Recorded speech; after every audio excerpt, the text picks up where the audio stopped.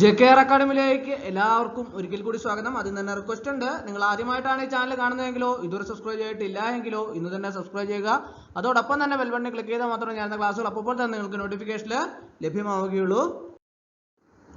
കേരള ബാങ്കിന്റെ OA notification അടുത്തയാഴ്ച വരാൻ പോവുകയാണ്.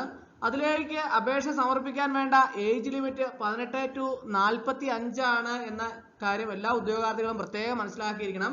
General category 18 to 40, OBC 43, SC/ST 45 വയസ്സ് വരെയുള്ള ഉദ്യോഗാർത്ഥികൾക്ക് ഇതിലേക്ക് അപേക്ഷ സമർപ്പിക്കാവുന്നതാണ്. 7ാം ക്ലാസ് ആണ് വിദ്യാഭ്യാസ യോഗ്യത.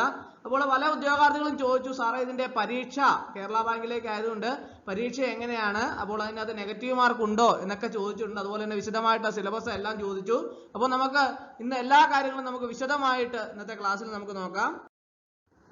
എക്സാം കണ്ടക്റ്റഡ് ബൈ PSC ആണ്. PSC ആണ് ഇതിന്റെ പരീക്ഷ നടത്തുന്ന. PSC വഴിയാണ് അപേക്ഷ നോട്ടിഫിക്കേഷൻ വരുന്നതും PSC വഴിയാണ് അപേക്ഷ സമർപ്പിക്കേണ്ടതും PSC ആണ് പരീക്ഷ നടത്തുന്നതും. അപ്പോൾ അതുകൊണ്ട് എന്താണ്, നെഗറ്റീവ് മാർക്ക് ഉണ്ട്.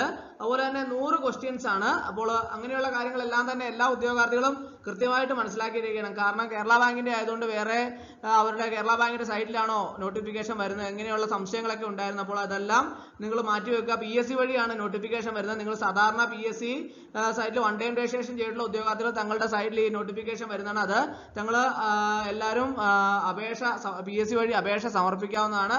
അപ്പോൾ അടുത്ത ആഴ്ച തന്നെ നോട്ടിഫിക്കേഷൻ വരുന്നതാണ്. ഏജ് ലിമിറ്റിനെ കുറിച്ച് പ്രത്യേകം ഓർത്തിരിക്കണം. 18 to 40 ആണ് ജനറൽ കാറ്റഗറി, 43 OBC, SC/ST-കാർക്ക് 45 വയസ്സ് വരെ ഇതിലേക്ക് അപേക്ഷ സമർപ്പിക്കാവുന്നതാണ്. ഇനി നമുക്ക് ഇതിന്റെ വിശദമായിട്ടുള്ള സിലബസ് നമുക്ക് എന്താണെന്ന് നോക്കാം. പൊതുവിജ്ഞാനം, ചരിത്രം 5 മാർക്ക്, ഭൂമിശാസ്ത്രം 5 മാർക്ക്, ധനതത്വശാസ്ത്രം 5 മാർക്ക്, ഇന്ത്യൻ ഭരണഘടന 5 മാർക്ക്, കേരളം ഭരണവും ഭരണ സംവിധാനങ്ങളും 5 മാർക്ക്, ജീവശാസ്ത്രവും പൊതുജനാരോഗ്യവും 6 മാർക്ക്, ഭൗതികശാസ്ത്രം 3 മാർക്ക്, രസതന്ത്രം 3 മാർക്ക്, കലാ കായിക സാഹിത്യം സംസ്കാരം അത് 5 മാർക്കാണ്. അതുപോലെ തന്നെ കമ്പ്യൂട്ടർ അടിസ്ഥാന വിവരങ്ങൾ അതിന് 3 മാർക്കാണ്. സുപ്രധാന നിയമങ്ങൾ അതിന് 5 മാർക്കാണ്. പിന്നെ ആനുകാലിക വിഷയങ്ങൾ അതിന് 20 മാർക്കാണ്. ലഘുഗണിതവും മാനസിക ശേഷിയും നിരീക്ഷണ പാഠ പരിശോധനയും അതിന് 10 മാർക്കാണ്. ജനറൽ ഇംഗ്ലീഷ് 10 മാർക്ക്, പ്രാദേശിക ഭാഷ മലയാളത്തിന് 10 മാർക്കാണ്. അപ്പോൾ അങ്ങനെയാണ് ഇതിന്റെ സിലബസും മാർക്ക് ഡിസ്ട്രിബ്യൂഷനും വരുന്നത്. ഇനി നമുക്ക് ഇതിന്റെ വിശദമായിട്ടുള്ള സിലബസ് എന്താണ് എന്ന് നമുക്ക് നോക്കാം. ആദ്യം ചരിത്രം.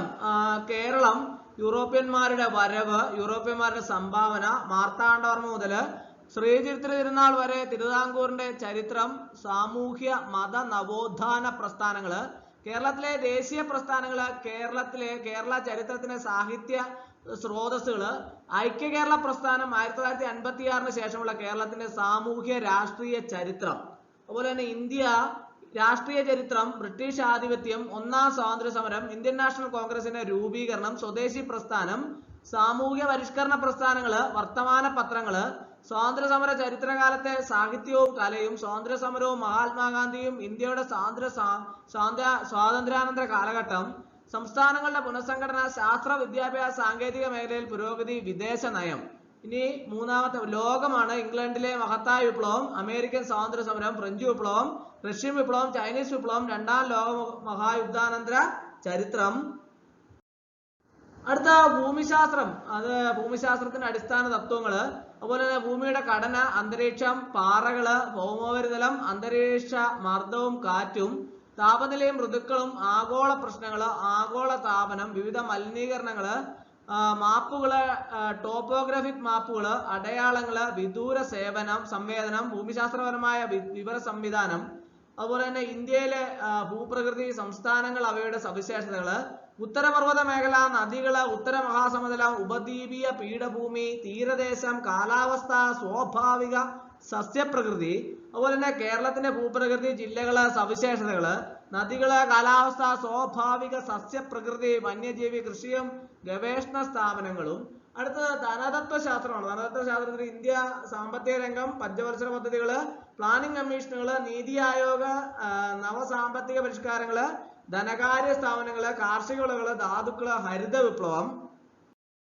അടുത്ത ഇന്ത്യൻ ഭരണഘടന. ഇന്ത്യൻ ഭരണഘടനയിൽ ഭരണഘടനാ നിർമ്മാണ സമിതി, ആമുഖം, പൗരത്വം, മൗലികാവകാശങ്ങള്, നിർദ്ദേശ തത്വങ്ങള്, മൗലിക കടമകള്, ഗവൺമെന്റ് ഘടകങ്ങള്, അതുപോലെ തന്നെ പ്രധാനപ്പെട്ട ഭരണഘടനാ ഭേദഗതികള്, പഞ്ചായത്ത് രാജ്, ഭരണഘടനാ സ്ഥാപനങ്ങളും അവയുടെ ചുമതലകളും, union list, state list, concurrent list, അതുപോലെ തന്നെ കേരളം ഭരണവും ഭരണ സംവിധാനങ്ങളും, സംസ്ഥാന സിവിൽ സർവീസ്, ഭരണഘടനാ സ്ഥാപനങ്ങള്, വിവിധ കമ്മീഷനുകള്, സാമൂഹിക സാമ്പത്തിക വാണിജ്യ ആസൂത്രണ അടിസ്ഥാന വിവരങ്ങള്, ദുരന്ത നിവാരണ അതോറിറ്റി, തണ്ണീർത്തട സംരക്ഷണം, തൊഴിലും ജോലിയും, ദേശീയ ഗ്രാമീണ തൊഴിൽ പദ്ധതികള്, ഭൂപരിഷ്കരണങ്ങള്, സ്ത്രീകള്, കുട്ടികള്, മുതിർന്ന പൗരന്മാർ എന്നിവരുടെ സംരക്ഷണം, സാമൂഹ്യക്ഷേമം, സാമൂഹ്യ സുരക്ഷിതത്വം, ജീവശാസ്ത്രവും പൊതുജനാരോഗ്യവും, സാംക്രമിക രോഗങ്ങളും രോഗകാരികളും, കേരളത്തിലെ ആരോഗ്യക്ഷേമ പ്രവർത്തനങ്ങള്, ജീവിതശൈലി രോഗങ്ങള്, അടിസ്ഥാന ആരോഗ്യ വിജ്ഞാനം, പരിസ്ഥിതിയും പരിസ്ഥിതി പ്രശ്നങ്ങളും, ഭൗതിക ശാസ്ത്രം, അതിൻ്റെ അകത്ത് ഭൗതിക ശാസ്ത്രത്തിന്റെ ശാഖകള്, ദ്രവ്യം, യൂണിറ്റ്, അളവുകള്, തോത്, ചലനം, ന്യൂട്ടന്റെ ചലന നിയമങ്ങള്, മൂന്നാം ചലന നിയമം, ആക്കം, പ്രൊജക്ടൈൽ മോഷൻ, മൂന്നാം ചലന നിയമം, ഉപയോഗപ്പെടുത്തുന്ന സന്ദർഭങ്ങള്, ISROയുടെ ബഹിരാകാശ നേട്ടങ്ങൾ, ഇതെല്ലാമാണ് അതിൻ്റെ അകത്ത് ഉൾപ്പെടുന്നത്. ഇനി രസതന്ത്രം ആറ്റം, മൂലകങ്ങള്, അതുപോലെ തന്നെ ലോഹങ്ങള്, അതുപോലെ തന്നെ അടുത്തതായിട്ട് കല, കായികം, സാഹിത്യം, സംസ്കാരം. കേരളത്തിലെ പ്രധാനപ്പെട്ട ദൃശ്യ ശ്രാവ്യ കലകള്, അവയുടെ ഉത്ഭവം, വ്യാപനം, പരിശീലനം, ഇങ്ങനെയുള്ള കാര്യങ്ങളെല്ലാം തന്നെ ഉൾപ്പെടുന്നതാണ്. കലയുമായിട്ട്, കായികമായിട്ടും, സാഹിത്യമായിട്ടും, സംസ്കാരികമായിട്ടും ബന്ധപ്പെട്ട കാര്യങ്ങള്. അടുത്തത് കമ്പ്യൂട്ടർ, അടിസ്ഥാന വിവരങ്ങൾ, ഹാർഡ്വെയർ ഉണ്ട്, സോഫ്റ്റ്വെയർ, ഇന്റർനെറ്റ്, അങ്ങനെയുള്ള കാര്യങ്ങളെല്ലാം തന്നെ അതിൻ്റെ അകത്ത് ഉൾപ്പെടുന്നതാണ്. Internet, cyber crimes and cyber laws, സുപ്രധാന നിയമങ്ങൾ, ഇതെല്ലാം right to information act, protection of consumers, law for protections of vulnerable sections, protection of civil rights. അടുത്ത ആനുകാലിക വിഷയങ്ങൾ, അതിന് 20 മാർക്കാണ് ഉള്ളത്. അതുപോലെ തന്നെ ലഘുഗണിതവും മാനസിക ശേഷിയും നിരീക്ഷണ പാഠവും പരിശോധനയും. ലഘുഗണിതം 5 മാർക്ക്, മാനസിക ശേഷിയും നിരീക്ഷണ പാഠവും പരിശോധനയും 5 മാർക്കാണ്. അടുത്ത ജനറൽ ഇംഗ്ലീഷ്, അതിന് ഇംഗ്ലീഷ് ഗ്രാമറോ വൊക്കാബുലറി ഒക്കെ വരുന്നുണ്ട്, അതിന് 5 മാർക്കാണ്. അതുപോലെ പ്രാദേശിക ഭാഷകള് 10 മാർക്ക്, മലയാളത്തിന് പദശുദ്ധി, വാക്യശുദ്ധി, പരിഭാഷ, ഒറ്റപ്പദം, പര്യായം, വിപരീത പദം, ശൈലികള്, പഴഞ്ചൊല്ലുകള്, സമാന പദം, ചേർത്തെഴുതുക, സ്ത്രീലിംഗം, പുല്ലിംഗം, വചനം, പിരിച്ചതിലെ ഘടനക പദം. അപ്പോൾ ഇത്രയുമാണ് ഇതിൻ്റെ അകത്തെ വിശദമായിട്ടുള്ള സിലബസ്. നമ്മൾ എക്സ്പെക്ട് ചെയ്യുന്ന, പ്രതീക്ഷിക്കുന്ന സിലബസ് ഇതാണ്.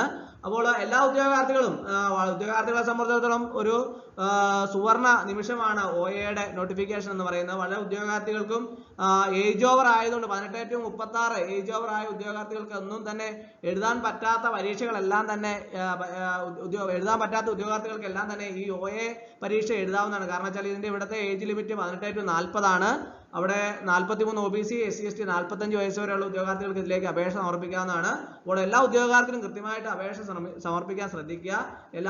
എല്ലാവരും ഈ സിലബസ് അനുസരിച്ചുള്ള പഠനം ആരംഭിക്കുക. പിന്നീട് പരീക്ഷാ ഡേറ്റ് പ്രഖ്യാപിക്കുന്നതിന് പരീക്ഷാ ഡേറ്റിന് 3 മാസം മുമ്പ് പുതിയ സിലബസ് PSC പ്രസിദ്ധീകരിക്കുന്നതാണ്. അപ്പോൾ എന്തെങ്കിലും മാറ്റം ഉണ്ടെങ്കിൽ പിന്നെ ആ കാര്യങ്ങൾ കൂടി കൂടിച്ചേർത്ത് പഠിച്ചാൽ മതി. തൽക്കാലം ഈ സിലബസ് അനുസരിച്ചുള്ള കാര്യങ്ങൾ പഠിക്കുക. അപ്പോൾ എല്ലാവർക്കും ഇന്നത്തെ ക്ലാസ് ഇഷ്ടമായെന്ന് വിചാരിക്കുന്നു. ഇഷ്ടമായ ലൈക്ക് ചെയ്യണം, ഷെയർ ചെയ്യണം, സബ്സ്ക്രൈബ് ചെയ്യണം. പരമാവധി എല്ലാവരിലേക്കും എത്തിച്ചു കൊടുക്കും. ഒരിക്കൽ കൂടി എന്ന് പറഞ്ഞ് നിർത്തട്ടെ. നന്ദി, നമസ്കാരം.